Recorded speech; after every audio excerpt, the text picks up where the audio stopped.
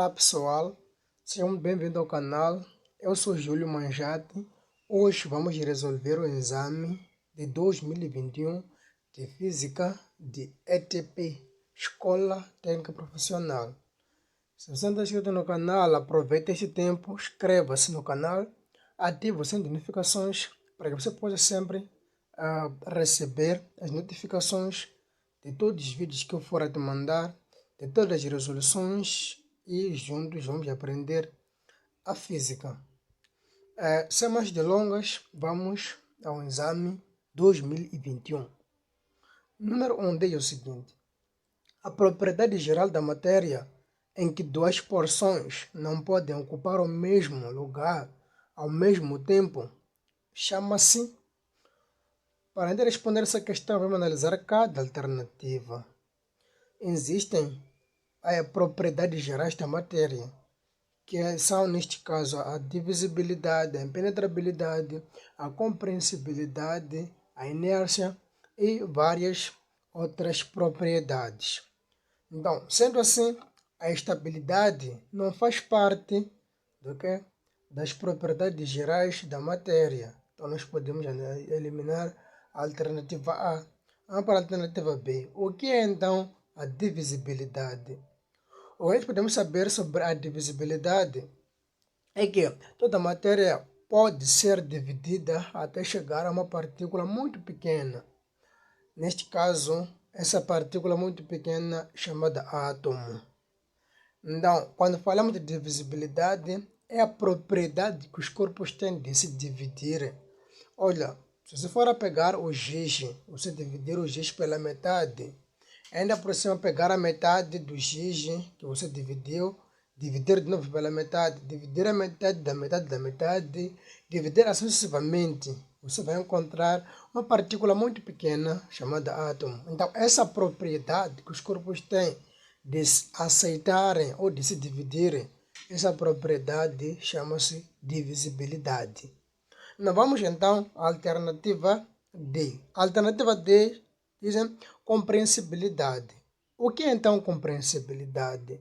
É a propriedade que os corpos têm de reduzirem do seu volume quando são submetidos a uma certa força ou a uma outra ação.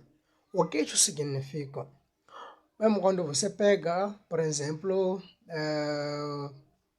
uma vacina.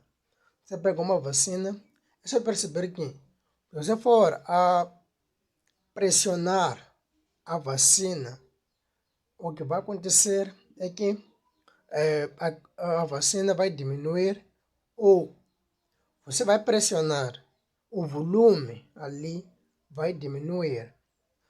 Então, falar, por exemplo, de um espojo, por exemplo.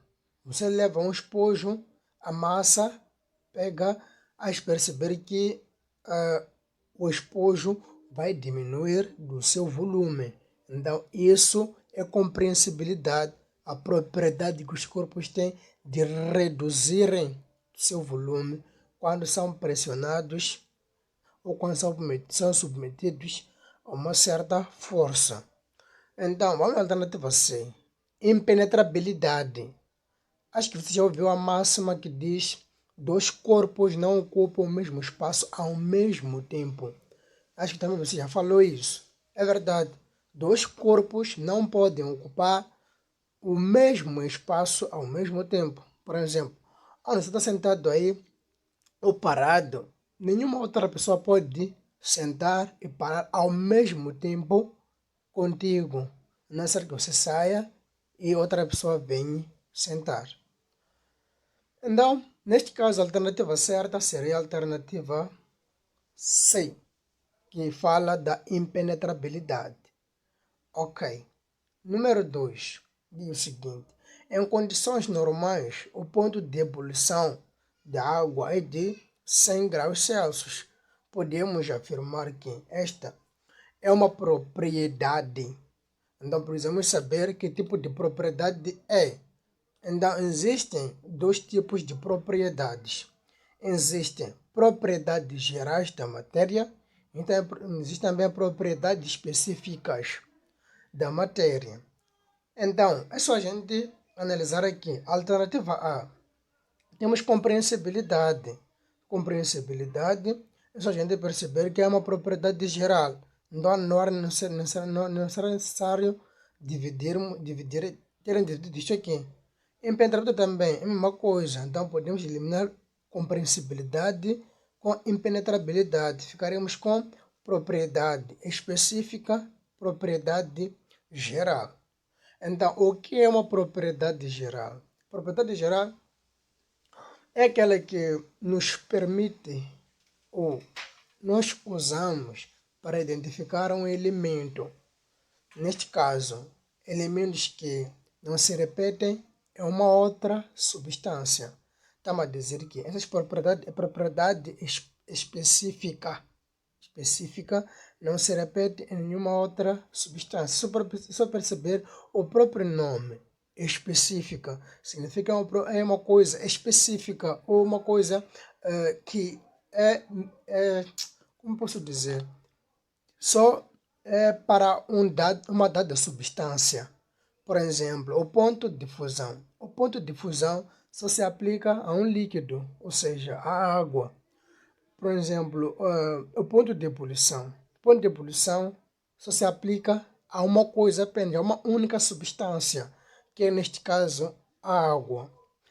Então, propriedade geral é uma coisa que não é exclusiva, é uma coisa que é comum em todas as substâncias. Estava a falar, por exemplo, da temperatura. Quando eu falo da temperatura, eu posso falar da temperatura, por exemplo, do meu corpo, você não vai saber. Eu posso falar, por exemplo, temperatura, por exemplo, do seu telefone. Então, se eu falo temperatura, aí isso é geral. Tá a perceber? É geral. É como sendo a massa. Quando eu falo a massa, por exemplo, 1 quilograma.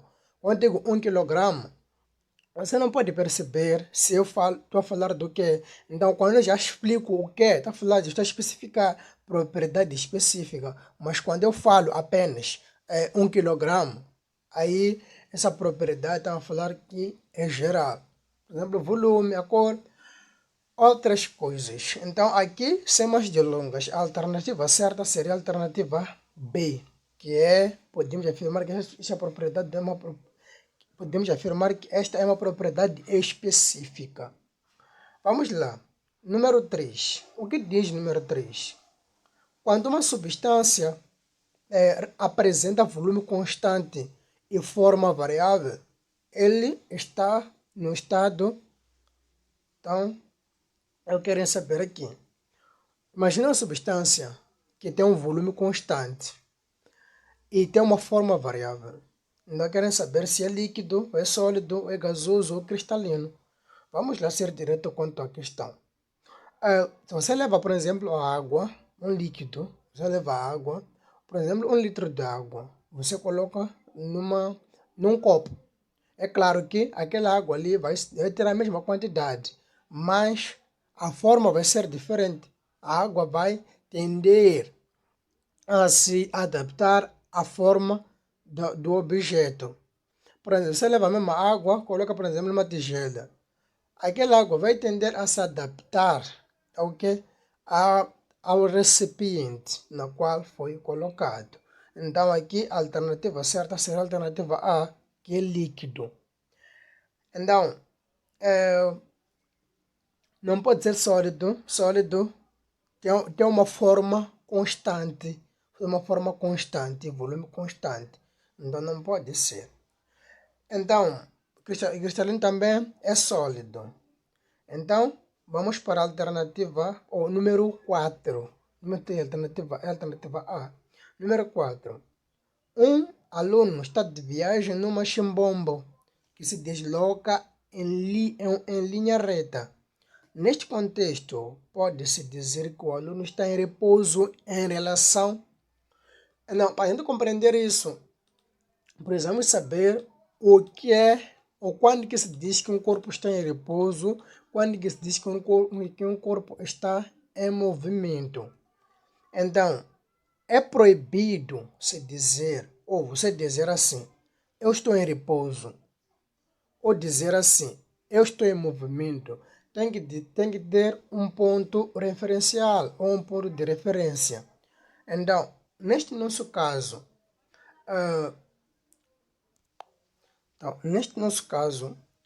temos um aluno que está dentro de um machimbombo e aqui nos deram opções. Estão a dizer que esse aluno aqui está em repouso em relação. Então, para saber se um corpo está em movimento ou em repouso, é necessário saber que o corpo está em movimento quando sua posição varia com o tempo. Por exemplo, quando a minha posição em relação a um ponto referencial for a mudar. Então, neste caso, o corpo está em repouso quando, por exemplo, a distância ou a posição que existe, ou a distância entre o meu ponto referencial com o objeto que eu estou a comparar for a variar. Nesse caso, eu trouxe aqui uma ilustração. Estão a dizer que um aluno está de viagem num machimbombo que se desloca uma linha reta.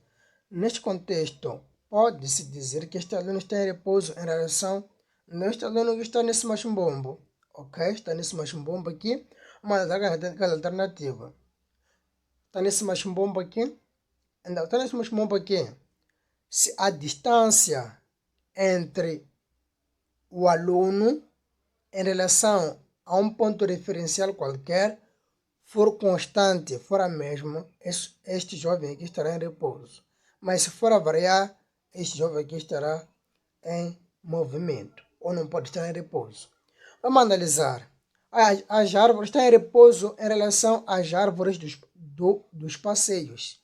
Então, é claro que essas árvores aqui, cada vez mais que o caminhão ou o machimbombo for avançar para frente, essas árvores aqui estarão a uma certa distância, porque estão parados. Então, significa que a distância entre o aluno e as árvores vai mudar, não será a mesma. Então, isso significa que o aluno aqui está em movimento, porque a distância entre o aluno e as árvores varia. Então, alternativa C. Está em repouso em relação aos outros carros em movimento. Por exemplo, este carro aqui vai para frente. Então, a distância que existe entre o aluno e o carro, se for a variar, é claro que o aluno estará em repouso. Mas se for, estará em movimento, quer dizer.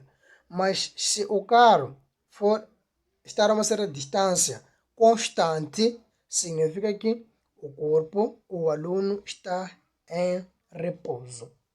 Então, é claro que estão a dizer aqui aos outros carros em movimento. Os carros aqui estão em movimento. Então, não podem estar em repouso, porque a distância entre eles vai ser o quê? Vai variar. Então, dizem, ao local da partida. O aluno está em repouso em relação ao local de partida. O local de partida pode ser, por exemplo, aqui. Por exemplo, aqui. Aqui, mas vamos partir daqui. Então, vai para frente. Então, se perceber que essa distância daqui até o aluno, essa distância aqui sempre vai mudar, sempre vai alterar.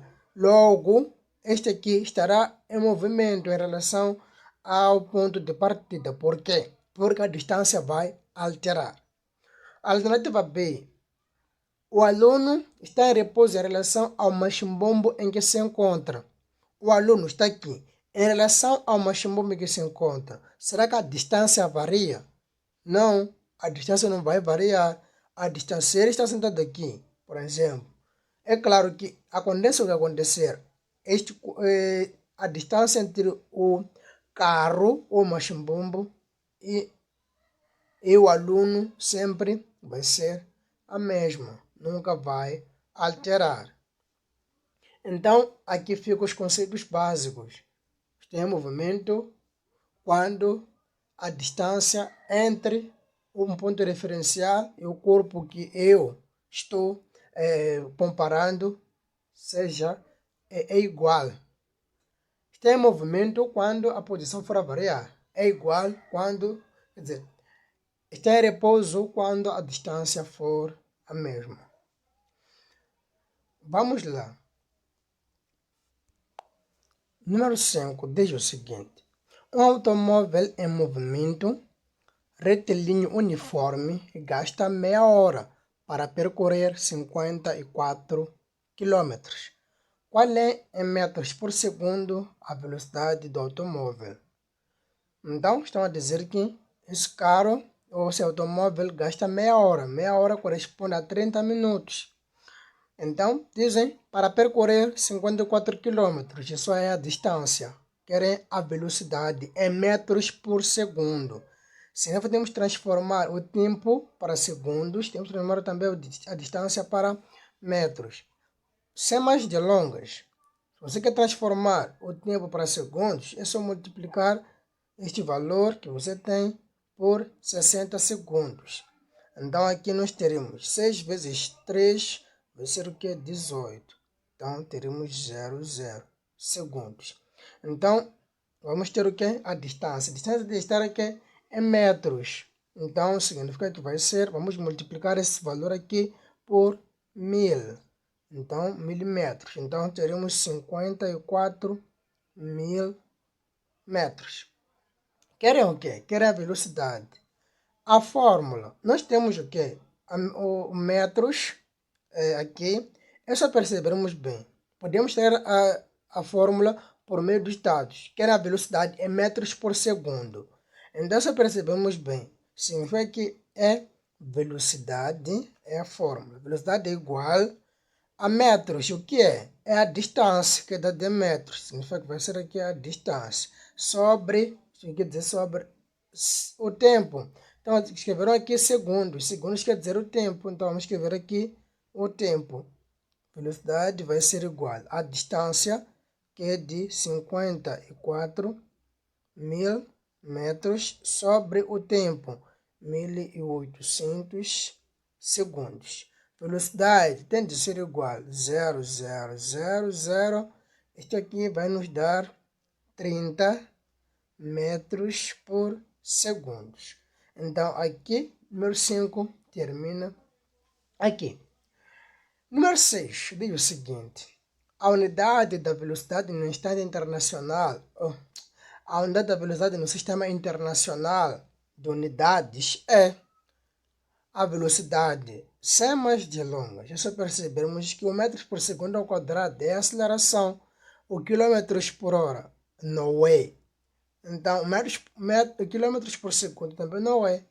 O que está certo é metros por segundo. Neste caso, o número 6 seria a alternativa B.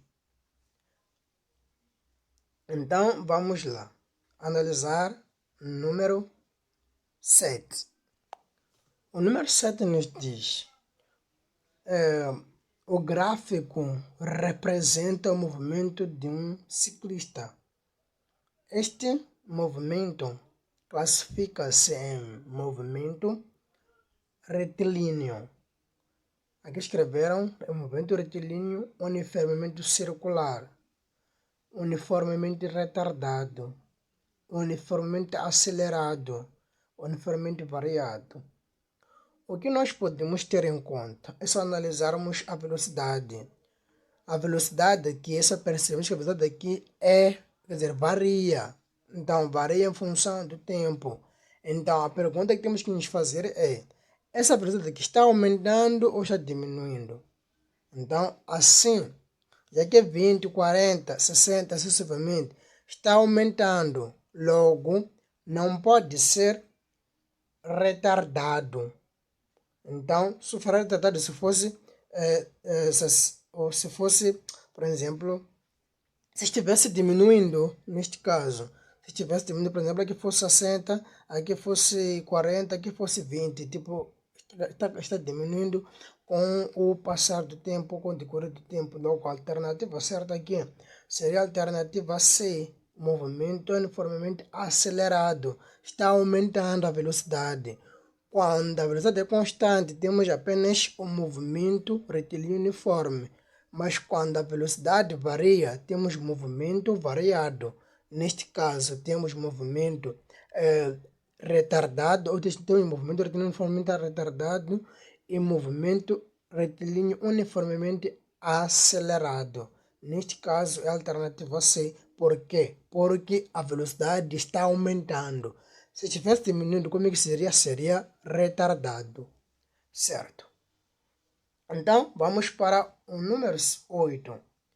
O número 8 vai nos dizer que sobre um corpo de massa ou de 20 kg. Quilogramos, estamos a falar da massa. Então, podemos fazer assim. Dados para o número 8.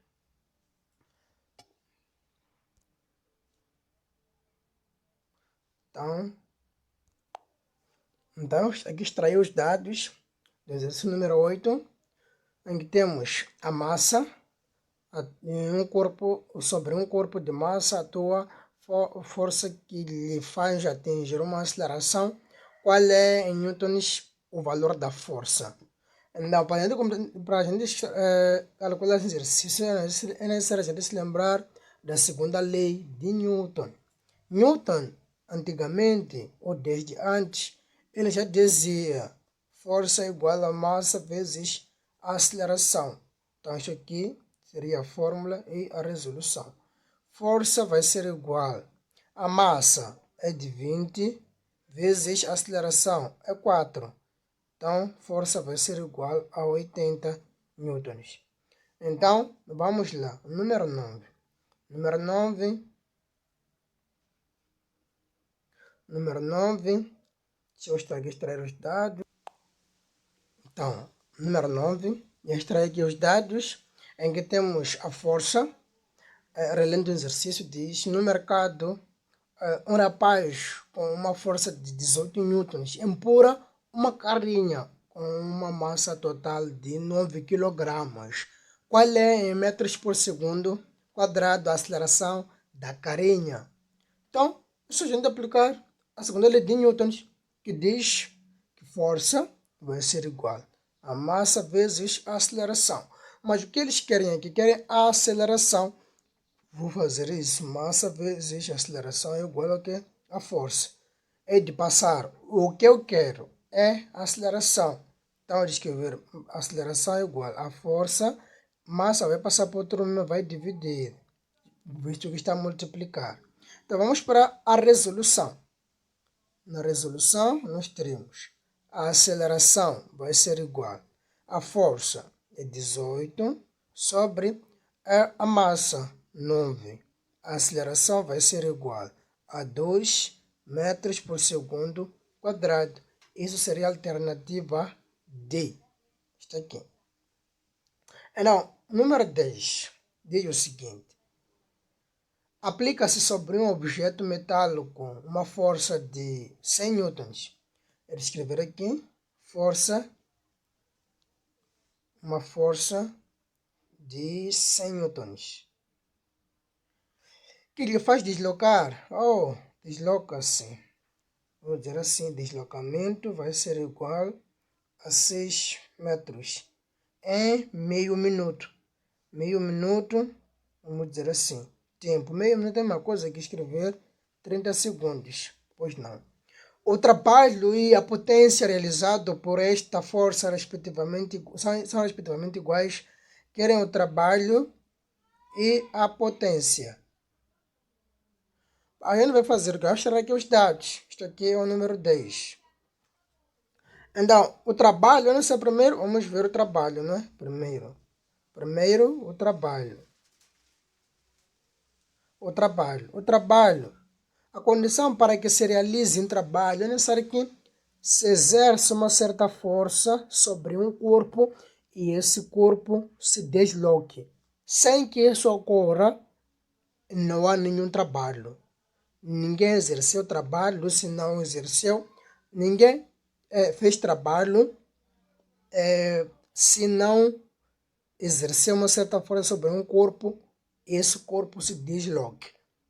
Então, vamos dizer assim, trabalho vai ser igual a força. Força é 100 vezes o deslocamento, 6.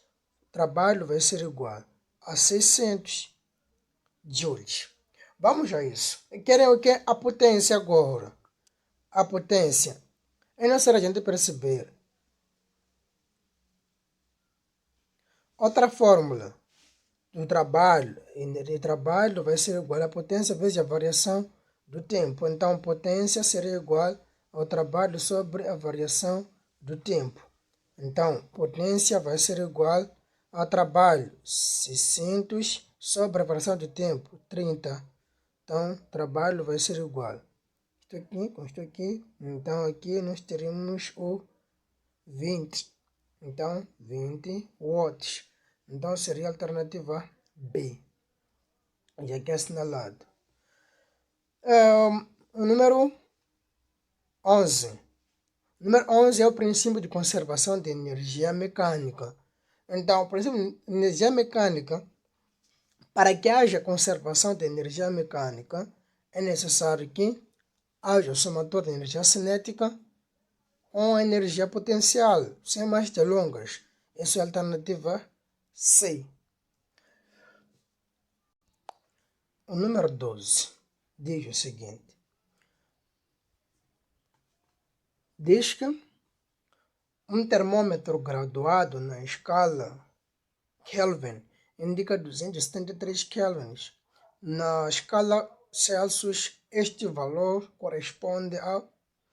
Para a gente compreender, para a gente resolver este exercício, eu aqui escrevi as fórmulas. Então, para a gente transformar uma temperatura que está em graus Celsius para graus Kelvin, vamos usar essa fórmula aqui. Se eu quero transformar uma temperatura que está em graus Kelvin para graus Celsius, eu tenho que usar essa fórmula aqui. Então, tem aqui outra fórmula, temperatura graus Celsius, que eu quero transformar a temperatura que está em graus Celsius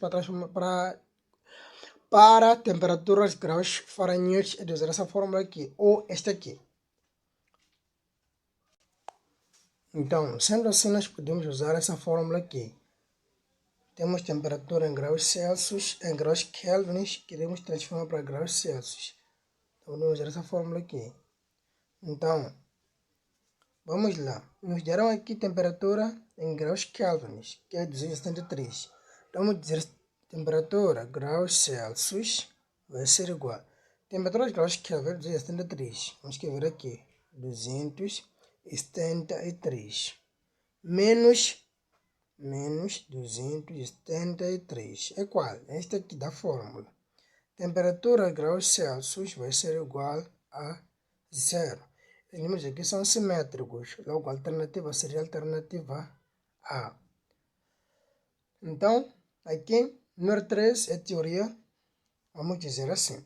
Dizem, quando dois corpos a temperaturas diferentes são colocados em contato, verifica-se que após certo tempo, ambos adquirem a mesma temperatura.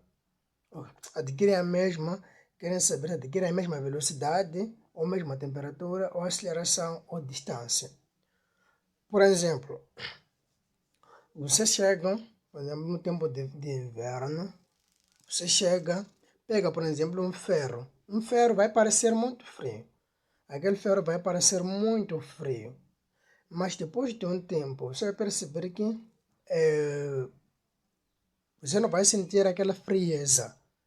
Então, isso é porque vocês já têm a mesma temperatura. Então, neste caso, a temperatura aí vai ser a mesma. Então, seria a alternativa B. Então, número 14 diz o seguinte. As correntes de convecção podem ocorrer nas seguintes substâncias.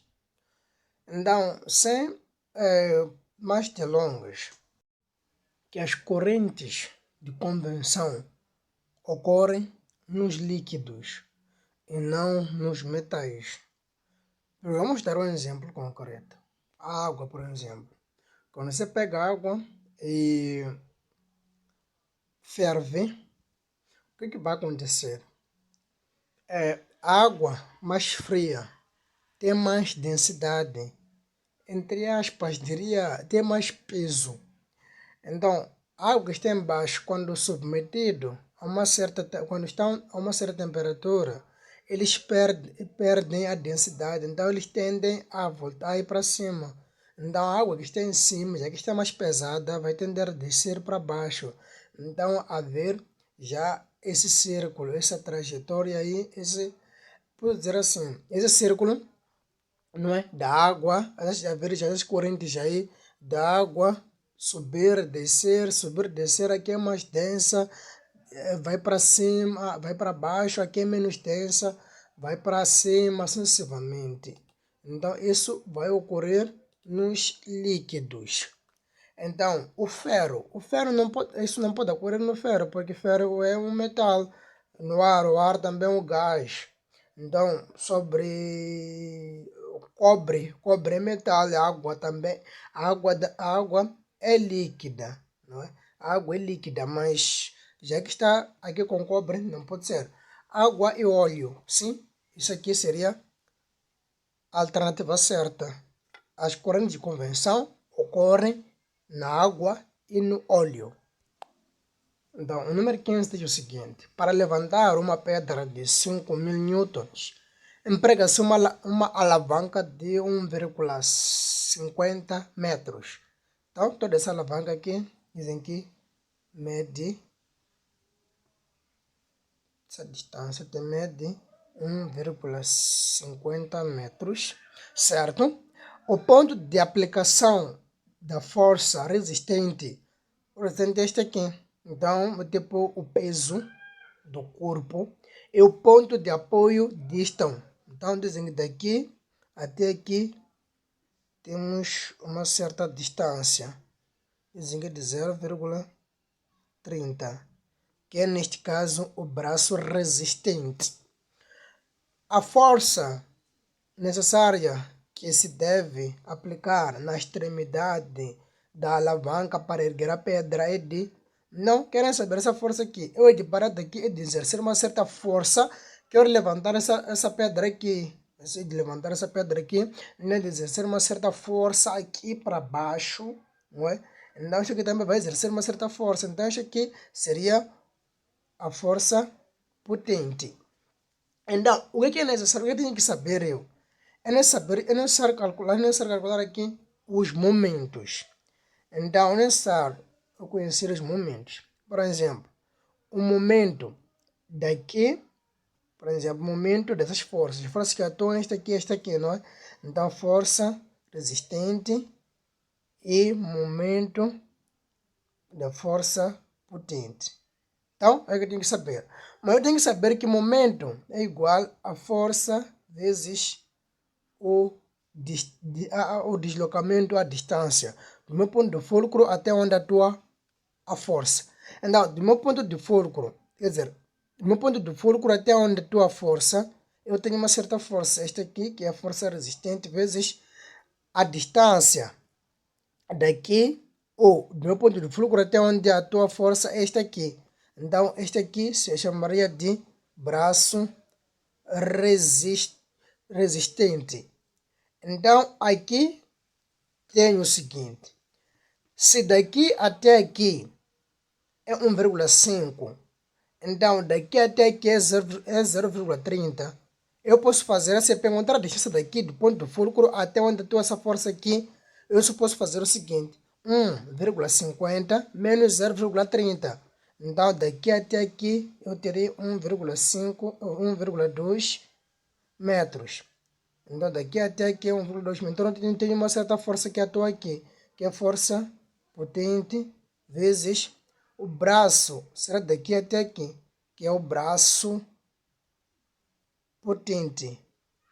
Que eu teria aqui o braço, seria aqui o braço potente. Então, o que eu tenho que fazer depois? Tenho que escolher o quê? Tenho que escolher o sentido. Então, tem sentido horário, tem sentido anti-horário. Eu posso dizer assim: sentido horário, este aqui.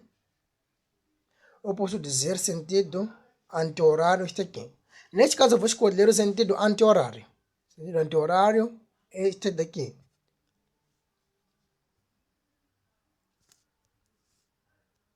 Então, o que eu tenho que fazer é aqui, essa força aqui atua está a favor do meu sentido, que escolhi esta força aqui. Está a favor, e que está contra será negativo. Então, tenho o momento de força potente. Então, já que está a favor, vai ser positivo. Então, quando eu chego aqui, isto aqui será assim. Então, no sentido vai para este lado. Então, a força quando eu estou para baixo. Então, logo vai ser menos. Momento de força resistente. Para este equilíbrio, isso aqui é necessário que isso aqui seja igual a zero. Então, aqui nós obedecemos uma certa condição que diz que o somatório dos momentos deve ser igual a zero, para que haja equilíbrio. Então, nós já calculamos o momento da força potente. Então, é força potente vezes o braço potente igual, menos momento de força resistente é força resistente vezes o braço resistente. Isto aqui tudo tem que ser igual a zero. Então, eu posso olhar aqui, força potente vezes o braço potente vai ser igual a força resistente vezes o braço resistente. Então, aqui eu tenho a fórmula. Esta fórmula aqui que me condiciona, me ajuda a resolver esse tipo de problema. Então, isso aqui diz que o corpo está em equilíbrio. Então, verificamos primeiro essa condição. Então, o que vamos fazer? O que nós queremos? Queremos a força potente. Esta aqui, que é esta aqui. Então, vamos isolar. Força potente vai ser igual a força resistente vezes o braço resistente sobre o braço potente. Então, força potente vai ser igual. Braço resistente são 5.000 vezes o braço resistente 0,30 sobre o braço potente. Braço potente 1,2. Então, força potente vai ser igual. Então, calculando tudo isso, teremos o 1.250 newtons, que é a alternativa B. Então, a alavanca interfixa fica em equilíbrio. Isso aqui já é o número 16. A alavanca interfixa fica em equilíbrio quando se verifica a seguinte condição. A condição aqui não pode. A condição aqui tem que ser esta aqui. É só perceber que esta aqui é a condição de equilíbrio, que é a força potente, é a mesma coisa.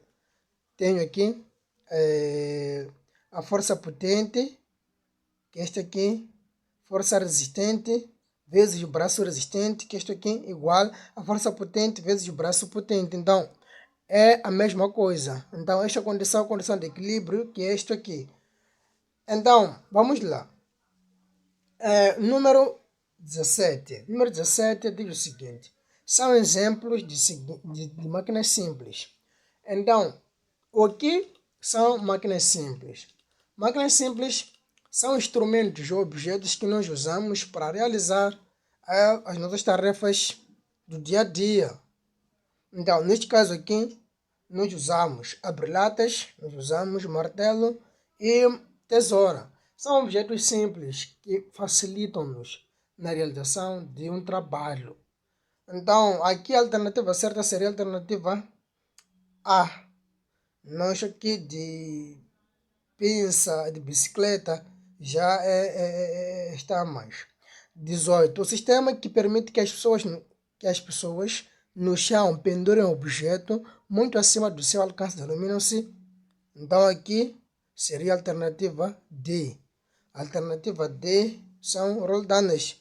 As roldanas é que permitem que as pessoas, a partir do chão, pendurem os objetos que estão acima deles. Que estão acima deles. Então, número 19. A força de impulsão exercida por um líquido sobre um corpo nele mergulhado depende do material que é feito o corpo, não. Depende da profundidade em que o corpo se encontra, também não. Depende do volume e da densidade do corpo, também não. Depende do volume, do líquido, da densidade do líquido e da gravidade. Isso sim. Então, é tipo uma fórmula.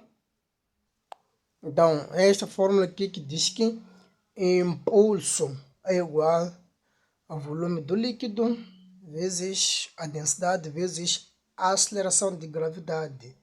Então, é mais ou menos isso. Então, o número 20 diz o seguinte: um corpo de 2 kg mergulhado em um líquido está em equilíbrio quando a densidade do corpo é. Então, para a gente responder essa questão, precisamos compreender a palavra equilíbrio. Equilíbrio, precisa falar de uma igualdade. Equilíbrio é tipo igualdade das coisas. Então, quando há equilíbrio, não existe menor, não uma coisa maior nem menor. Para equilíbrio é necessário que todas as forças que atuam sobre, por exemplo, um corpo, este é um exemplo, sobre um corpo, sejam nulas. Então, neste caso aqui, vamos dizer assim. Este corpo que foi mergulhado num líquido está em equilíbrio quando a densidade do corpo é igual à densidade do líquido. Aí sim é que nós temos igualdade, então logo teríamos aqui o equilíbrio.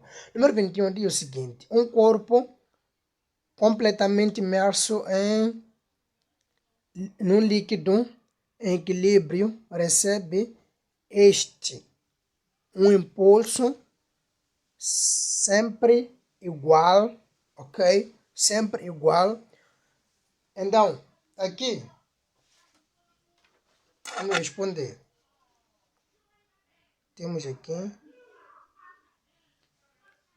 um certo corpo, aqui um certo corpo. Vamos lá, um certo corpo. Temos aqui um líquido. Então, um corpo completamente imerso. Então, podemos ter aqui completamente imerso num líquido em equilíbrio, recebe deste um impulso sempre igual. Então, para a gente compreender, é necessário saber que a água aqui sempre vai exercer uma certa força, uma força de impulsão. Vai tender a tirar este corpo aqui para baixo, então temos impulsão. Então, mas este corpo aqui tem um certo peso, vai tender a descer para baixo. Então teremos o quê? O peso aqui. Teremos o peso. Então, para que este equilíbrio, é necessário que essas forças aqui sejam iguais a zero. Nesta força que atua para cima é a impulsão, ok?